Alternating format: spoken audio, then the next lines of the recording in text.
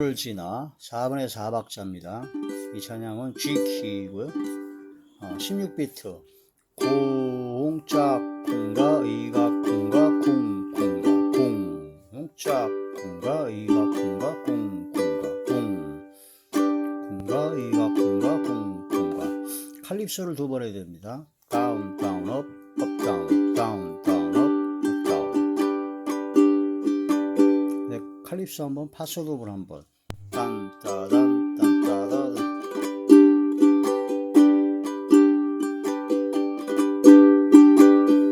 이 세 가지로 전주는 밑에서 존귀한 주보열이 내용을 새롭게 하네.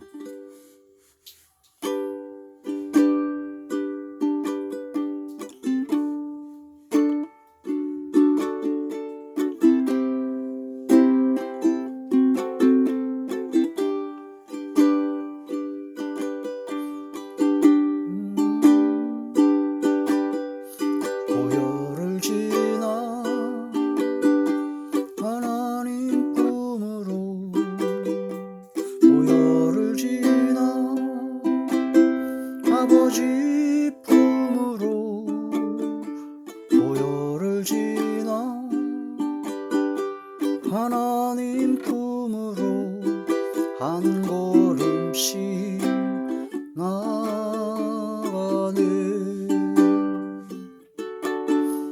보혈을 지나 하나님 품으로 보혈을 지나 아버지 품으로 보혈을 지나 하나님 품으로 한 걸음씩 나가네. 존귀한 주 보혈이 내 영을 새롭게 하시네. 존귀한 주 보혈이 내 영을 새롭게 하네.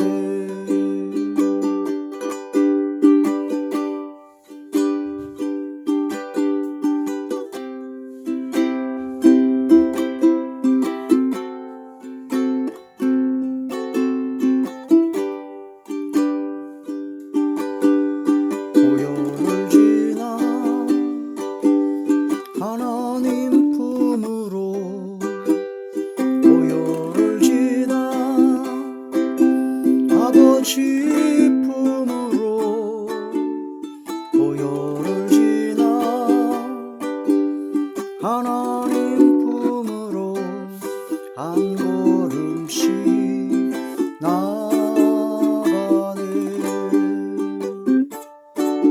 귀한 주 보혈이 내 영을 새롭게 하시네.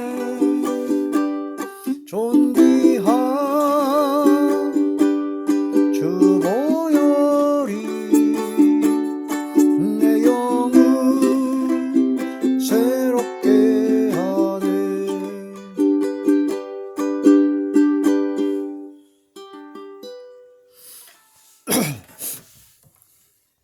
하나님의 놀라운 축복의 비밀 하신 말씀은 베드로전서 제1장 18절에서 19절의 말씀입니다.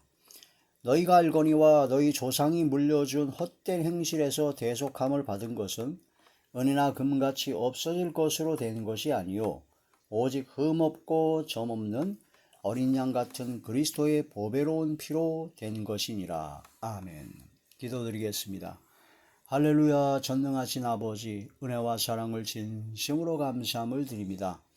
오늘 이 한 시간도 아버지 말씀과 기도와 찬양으로 영광 돌리게 하심을 감사함을 드리옵고, 이 예배 전체가 하늘의 상달이 되고 연락이 되고 하나님께서 기뻐 받으시고 흠양하시는 영적 예배만 되게 하여 주시옵소서. 말씀을 전할 때 대언의 영과 보혜사 진리 영과 송달의 영을 함께 하사 오직 진리의 생명의 말씀만을 전하게 하시며 권세 있는 새 교훈의 말씀이 되게 하사 성령께서 임재하시는 능력과 권능의 말씀이 되게 하여 주시옵소서. 그러므로 말씀을 듣는 모든 사람들이 마음의 문이 활짝 열리게 하시고 영안과 심안과 지안을 열리게 주시옵시며 듣는 귀를 열어주사 인치듯 교훈하여 주사 이 말씀의 깊은 것을 깨달아 믿음을 갖고 믿어지게 하시고 순종하게 하여 주셔서 심령이 새롭게 변화를 받게 하여 주시옵소서. 그러므로 모든 병들을 고쳐주시며 어둠의 모든 세력들이 물러가며 소멸되어지게 하여 주시고 약해졌던 믿음과 신앙이 강해지며 막혔던 모든 문제가 해결되어지게 하여 주시옵소서. 전능하신 아버지 하나님의 놀라우신 역사만이 넘쳐나게 하여 주사 감사와 기쁨과 즐거움과 평강과 행복만이 넘쳐나게 하여 주옵소서. 예수님 이름으로 감사하며 간절히 기도 올리옵나이다. 아멘. 찬양 가사 강의 49번째, 49번째 시간입니다. 오늘의 찬양은 보혈을 지나, 보혈을 지나. 보혈은 이제 보배로운 피라는 뜻입니다. 보배로운 피. 그래서 오늘 본문의 말씀이 이제 보배로운 피가 나오죠. 1장 18절부터 보면 너희가 알거니와 너희 조상이 물려준 헛된 행실에서 우리 사람들이 행하는 모든 행실들이 헛된 행실이 대부분이죠. 그런 모든 것이 조상이 물려준 것이다. 그게 조상의 유전자라고 합니다. 자, 조상이 뭘 물려주느냐? 우리가 이제 육체가 물려줌을 받았죠. 육체가 그래서 조상이 부모님이 건강하면 건강한 육체가 나옵니다. 부모님이 예를 들어서 당뇨가 있다든가 암이라든가 그런 것이 있는 상태에서 자녀를 낳으면 그 자녀가 그 병까지 유전이 됩니다. 그런 쪽으로 취약합니다. 기관지 천식이 약한 부분이 부모님이라든가 있으면 꼭 자식들도 기관지 천식이 상당히 안 좋죠. 그러니까 육체적으로도 그게 유전이 됩니다. 그럼 육체적으로 그것만 유전만 되느냐? 아닙니다. 마음의 심적으로 마음에 막 혈기가 많은 그 부모 밑에서 자녀가 태어났다. 그럼 그 자녀도 대부분 혈기가 많을 가능성이 많습니다. 왜냐하면 이제 잉태됐을 때 또 그 아버지나 어머니의 그 성격이라든가 품성을 거의 많이 닮아가지고 나옵니다. 그래서 그 부모의 그 성격이 유전된다. 그런 것을 볼 수가 있죠. 그래서 어릴 때 한 3살 이전에 또한 어릴 때 그 여러 가지 교육과 또 품성 훈련을 통해서 그 인격을 키워주고 성격이 좋은 성격으로 바꿔주는 것이 중요하죠.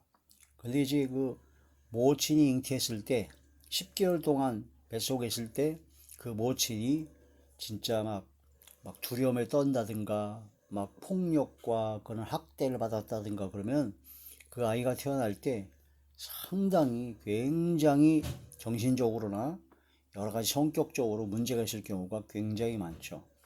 그게 다 유전이 됩니다. 그럼 육체적인 것도 유전이 되고요. 그 다음에 심적인 것도 성격적인 것도 유전이 됩니다. 그런데 또한 사실은 사람들이 잘 모르지만 영적인 것들이 유전이 됩니다. 영적인 것들. 그 시편에 보면 모친이 죄 중에 나를 잉태하였나이다. 그래서 죄악 중에 잉태되어서 죄악 중에 충생하였을 때 그 죄성과 그 육성이 인간에게 나타난다. 아담과 하와의 범죄함으로 말미암아 그 모든 죄가 온 인류에게 들어오듯이 조상들의 그런 헛된 행실, 망령된 행실, 그런 모든 것들이 영적으로 물려주게 되는, 유전되어지는 경우가 많다. 그래서 우리가 그런 악한 본성, 육성과 죄성, 죄악된 그런 모든 것을 이기려면은 우리가 접붙임을 당해야 됩니다. 돌감람나무에서 참감람나무로 접붙임을 당하듯 우리는 세상적인 그런 걸 끊고 예수 그리스도를 영접하여 믿음으로 말미암아 바로 예수 그리스도의 보배로운 피가 우리 안에 뿌려져야 되고 예수님의 보배로운 피로서만이 그런 모든 헛된 행실, 영적으로 심적으로 그런 모든 것들이 다 바꿔지게 되고 변화되어지게 된다 하는 그런 말씀이 되죠. 너희가 알거니와 너희 조상이 물려준 헛된 행실에서 대속함을 대신 속죄함을 받은 것은 은이나 금같이 없어질 것으로 된 것이 아니요. 우리가 인간이 짓는 죄는요 크게 네 가지로 볼 수 있다고 했습니다. 원죄가 있죠. 아담과 하와의 원죄, 그 다음에 조상의 유전죄가 있습니다. 그리고 내가 스스로 짓는 자범죄가 있습니다. 그 자범죄를 꼭 둘로 나눈다고 그랬어요. 마음과 생각으로 짓는 죄가 있습니다. 또한 말과 행동으로 짓는 죄가 있습니다. 이 네 가지 대략적인 큰 줄기의 그런 죄가 우리 인간들의 속에서 계속 일어나고 있습니다.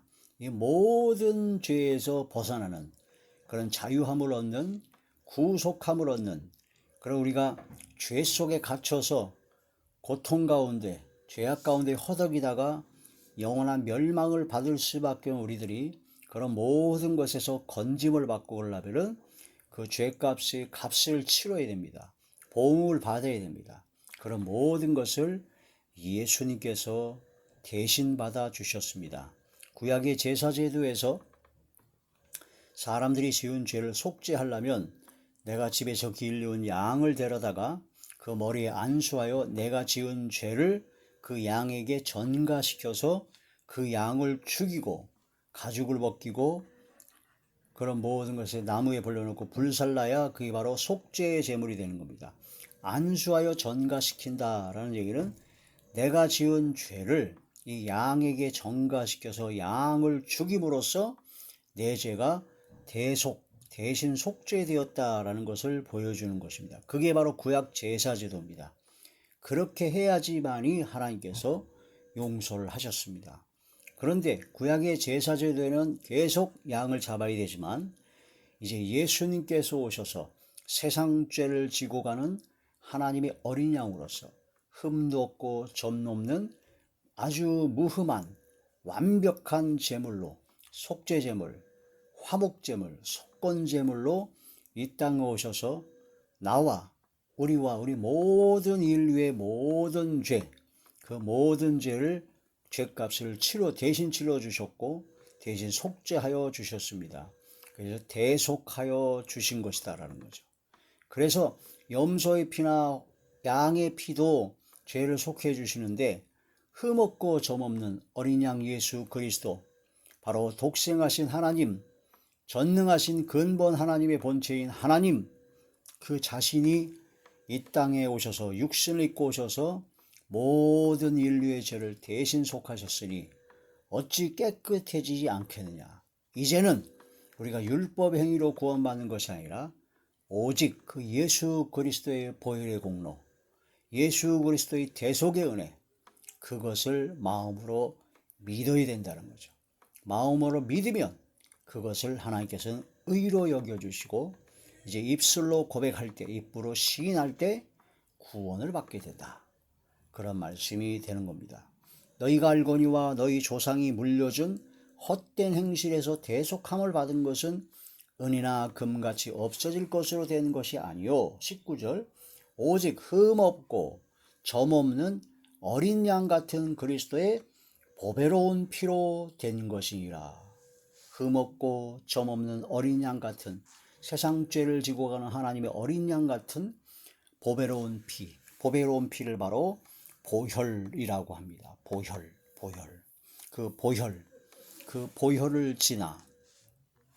그 보혈을 지나라는 뜻은 이제 그 구약의 제사제도에서 이제 양을 잡아서 그 피를 제단 사방에 뿌리고 그 성소와 지성소가 있었습니다. 그 성소와 지성소에는 휘장이 쳐져 있었어요. 그래서 지성소에는 아무나 못 들어갑니다. 그 지성소에는 법궤가 있고 하나님께서 임재하시는 곳이기 때문에 하나님께서 계시는 곳을 아무나 못 들어가죠. 그래서 1년에 딱 한 번 7월에 바로 속죄일, 대속죄일에 전 이스라엘 민족의 모든 죄를 대신 그 하나님 앞에 속죄하기 위해서 대제사장이, 그 해에 선출된 대제사장이 입는 예복을 정확하게 갖춰 입고 양으로 속죄의 피를 뿌리면서 휘장에다 뿌려야 됩니다. 휘장 밑에다가 뿌려야 되고 제단 사방에 뿌리고 그 죄를 속죄하고 나서 그 지성소에 들어갈 수가 있었습니다. 그래서 피 뿌림이 없이는 그 지성소에 들어갈 수가 없어요. 속죄하기 전에는 그 휘장을 열고 그 지성소, 주님께서 계신 그곳으로 들어갈 수가 없었습니다. 그래서 그 휘장은 피가 뿌려지는 곳입니다. 속죄의 피, 양과 염소의 피, 그 피 뿌린 곳이기 때문에 그 휘장이 바로 피 뿌린 곳, 그 휘장이 예수님을 상징하죠. 예수님. 그 예수님께서 십자가에 못 박혀 돌아가셨을 때, 그때 다 이뤘다 하시고 숨을 거두실 때, 영원히 떠나가셨을 때, 그때 하나님의 성전에 있는 지성소와 성소 사이에 있는 휘장이 위에서부터 아래로 완전히 찢어져 버렸습니다. 그 휘장이 굉장히 두껍기 때문에 절대로 사람들이나 뭐 어떤 상태로도 진짜 찢어질 수가 없는 굉장히 두꺼운 재질이었는데, 하나님의 역사로 예수님께서 다 이루었다 하실 때 그 휘장이 완전히 찢어졌습니다. 그래서 그 휘장 가운데로 열어놓으시다. 새롭고 살 길, 새로운 길을 예수님께서 열어놓으신 겁니다. 그 휘장이 찢어졌는데 그 찢어진 휘장이 바로 예수님의 육체를 상징한다라고 하십니다. 그래서 보혈을 지나라는 뜻은 그 휘장, 예수님의 육체가 십자가에 못 박혀 돌아가심으로 그 보배로운 피를 흘리시고 제단에서 제물을 드릴 때 거기에다가 휘장에 밑에 피를 뿌리듯이 예수님의 그 보혈, 보배로운 피가 흘리신 그 휘장, 십자가에 못 박혀 돌아가신 그 모든 것이 나의 죄 때문인 것을 마음으로 믿고 믿음으로 그 보혈을 지나 주님께로, 아버지께로 나아가게 된다 하는 그런 말씀이 됩니다. 그래서 보혈을 지나라는 이 그 단어 자체에, 그 말 자체에 예수 그리스도의 엄청난 대속의 은혜와 은총, 핏뿌림의 그런 모든 십자가의 고통, 고난이 담겨져 있는 겁니다. 보혈을 지나, 우리는 보혈을 지나간다, 주님께로 나아간다는 겁니다. 예수님의 십자가의 보혈의 공로에 힘입어 아버지 하나님께로 나아간다는 겁니다. 하나님께 나아가려면 우리가 죄 때문에 막혀 있었어요. 중간에 막혔었어요.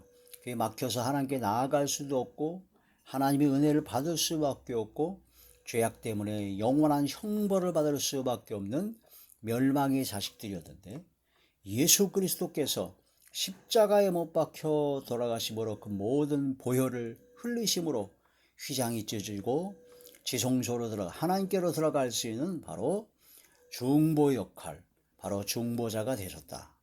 그래서 우리는 보혈을 지나 예수님의 보혈의 공로, 예수님의 이름, 예수 이름에 힘입어 예수님의 십자가의 그 공로에 힘입어 아버지께로 나아가게 된다. 그러므로 예수님의 십자가의 보혈의 고통에 힘입어 우리가 나아가기 때문에 우리가 그 구원받고 믿음으로 구원받고 은혜를 받는 것이 그게 얼마나 감사한 일이고 얼마나 고귀하고 가장 가치 있는 것인 것을 깨달아야 됩니다. 그 은혜를, 그 구원을 함부로 생각하고 가볍게 여기면 절대로 안 됩니다. 흠없고 점없는 독생하신 하나님, 태초에 말씀이 계시니라, 이 말씀이 곧 하나님이신데 그 말씀이 육신을 입고 이 땅에 오셨어요. 바로 말씀 하나님이신 예수 그리스도, 하나님께서 직접 나의 죄를 대속하기 위해서 십자가의 모진 고통을 받으셔서 보배로운 피를 흘리신 겁니다. 그 피를 흘리셨기 때문에 그 피를 지나 보혈을 지나 주님께로 나아가게 되는 것이죠. 구원을 받게 된 것입니다. 그러니 우리가 구원받은 그 은혜와 은총을 진짜 심각하게 생각하게 됩니다. 감사와 기쁨이 있기 전에 나의 죄 때문에 십자가에 못 박혀 돌아가셨다는 그 은혜와 은총에 진심으로 통회하고 자복하고 회개하고 하나님 앞에 낮아지고 겸손해야 된다는 겁니다. 그래서 하나님께 용서함 받고 그리스도의 보혈의 핏부림을 받아서 감사와 기쁨이 그 다음에 이루어져야 되는 것이죠. 그 십자가의 보혈의 그 은혜와 은총이 마음으로 믿어지는데, 마음으로 믿으는, 머리로 지적으로 동의하는 게 아니라 마음으로 믿어지는데 통회하고 자복하고 회개하는 역사가 아니란다. 그건 잘못된 겁니다. 그건 마음으로 믿어진 게 아닙니다. 머리로만 지적으로 그냥 동의한 것뿐입니다. 띵똥하고 믿어졌다. 머리로만 믿어진 것은 아무것도 아닙니다. 마음으로 믿어져야 돼요.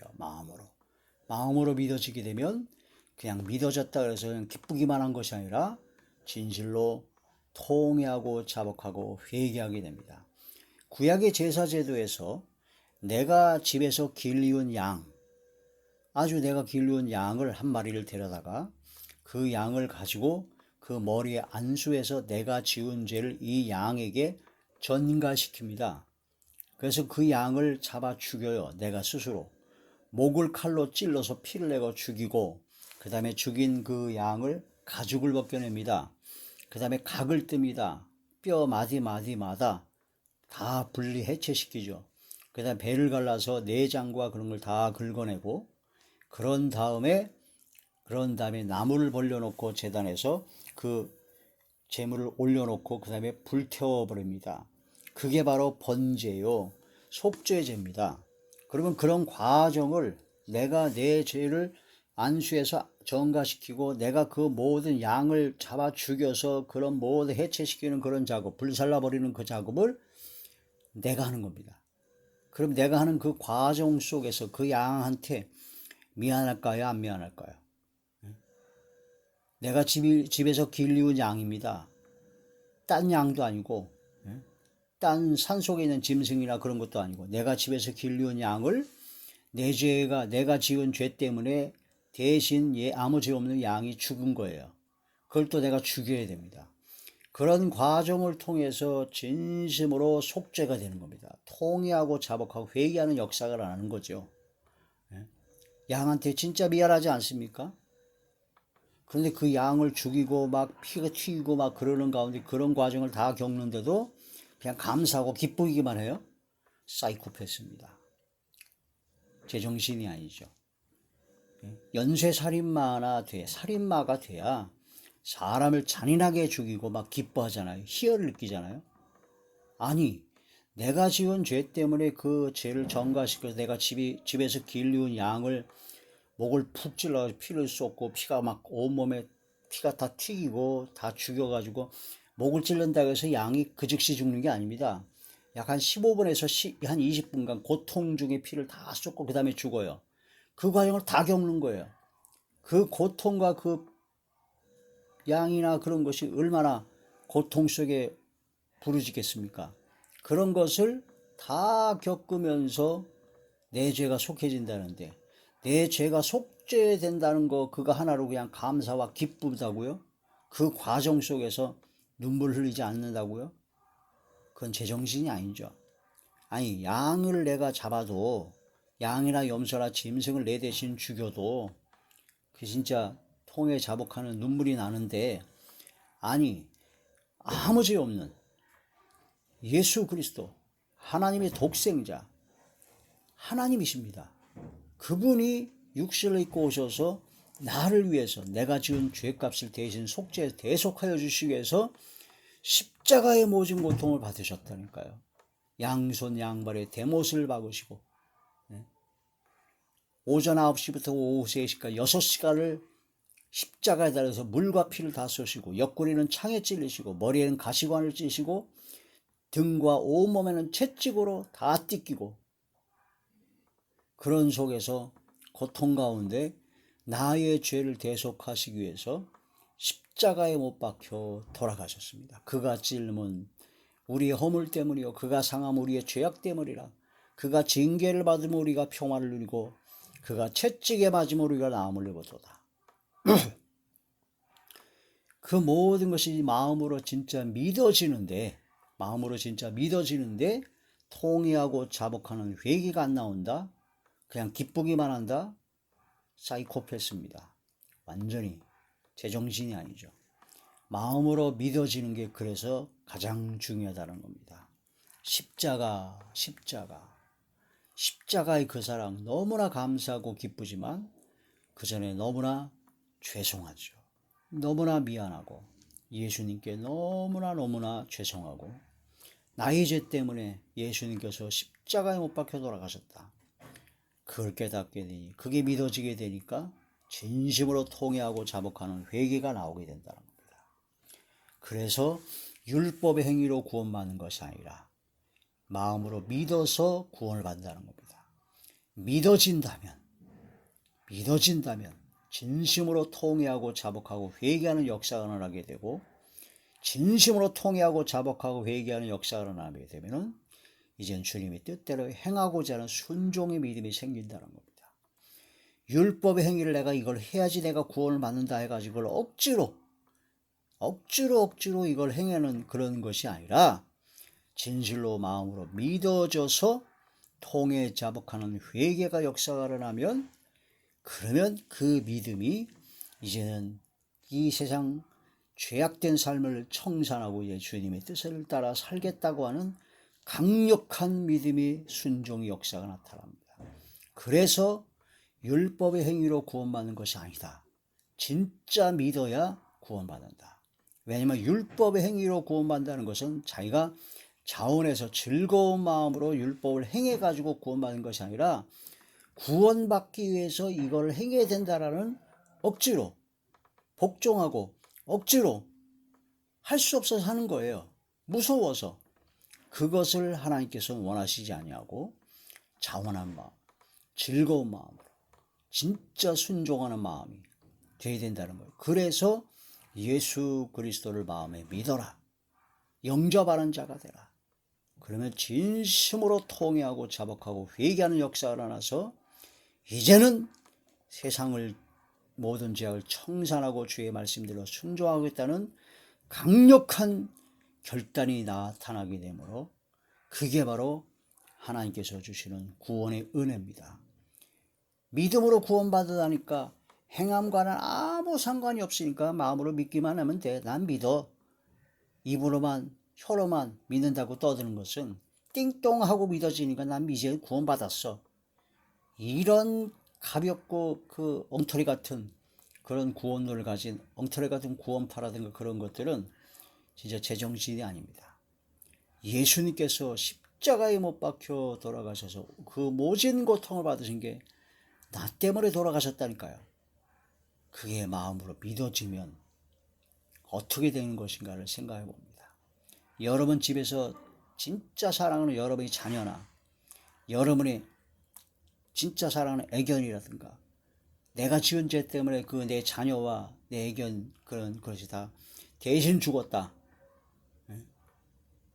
슬프지 않습니까? 미안하지 않습니까?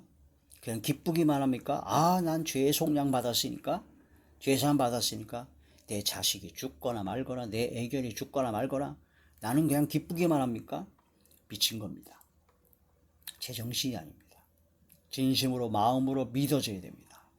보혈을 지나 하나님 품으로 보혈을 지나 아버지 품으로 보혈을 지나 하나님 품으로 한 걸음씩 나아가는 예수 그리스도의 보혈의 공로에 힘입어 하나님 앞으로 나아가게 되는 겁니다. 그러니 그 길이 너무나 죄송하고 너무나 미안하고 예수님의 그 보혈의 공로에 힘입어 나아간다는 것을 깊이 깨달으면 깨달을수록 나는 죄인임을 고백하게 되고 나는 이제 주님의 뜻대로 살겠다고 하는 결단이 생기게 된다는 거죠. 그 이후에 감사와 기쁨은 그 이후에 나타나야죠. 그 감사와 기쁨은 아무리 감사하고 기쁘더라도 그걸 일단 보류하고 하나님께 회개하는 게 더 중요하죠. 존귀한 주보혈이 내 영을 새롭게 하네.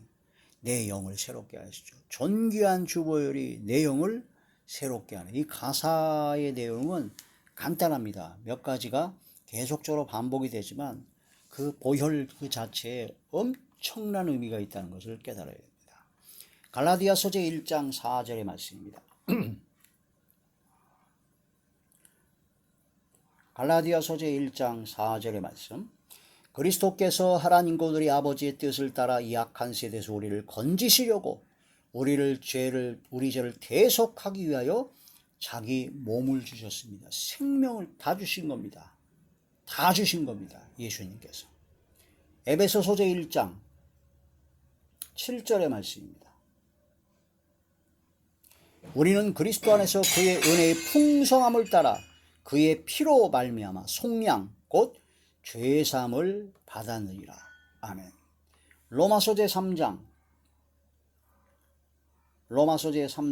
24절에서 25절. 그리스도 예수 안에 있는 속량으로 말미암아 하나님의 은혜로 값없이 의롭다 하심을 얻은 자 되었느니라. 이 예수를 하나님이 그의 피로써 믿음으로 말미암는 화목제물로 세우셨으니 이는 하나님께서 길이 참으시는 중에 전에 지은 죄를 간구하심으로 자기의 의로우심을 나타내려 하심이니. 예수님의 피 깨달아야 됩니다. 믿어져야 됩니다. 히브리서 제9장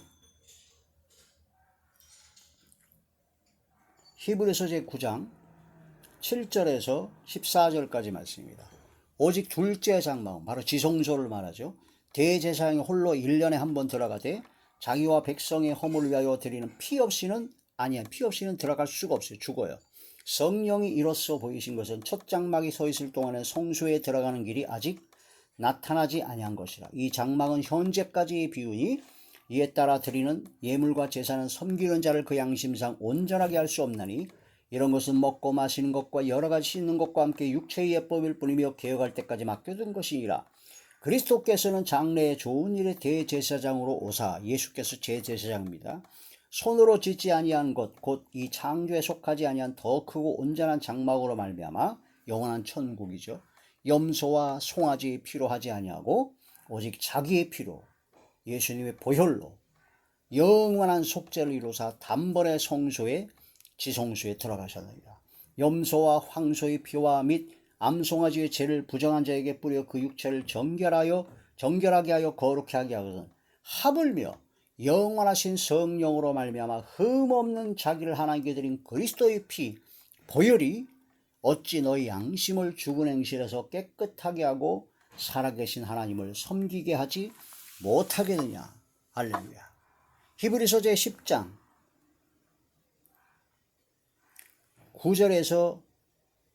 9절의 말씀입니다. 그 후에 말씀하기를 보시옵소서